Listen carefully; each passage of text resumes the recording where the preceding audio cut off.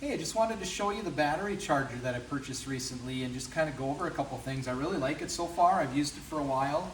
It does an awesome job of recharging my battery. So I've got a battery in my car here that it's the time of year here. It's getting really cold where we live, so batteries kind of go a little bit more dead and you got to replace them sometimes. But with this charger, it's worked really well where I can leave this on. So let me just show you how easy it is to use. I literally just plug it into the wall. It has a nice long cord on it, and then it's got some really long plug-ins here as well that you can connect to the car. So I connect this one to the red. You can just ground this one anywhere with metal, and then now you can see it's hooked up. But just a couple things with it. It does a good job charging. One thing I really like about it, if the battery is low, it'll automatically start charging it right away when the voltage drops until it's 100% charged.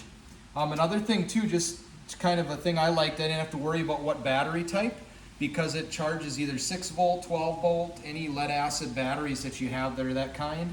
And it's got 8-fold charging safety protection too, waterproof, dustproof, so just a lot of really good features with this.